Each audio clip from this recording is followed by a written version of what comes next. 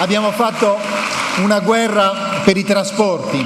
Siamo stati accusati di aver violato le regole europee perché abbiamo fatto un'azione di legittima difesa, abbiamo messo in campo la flotta sarda.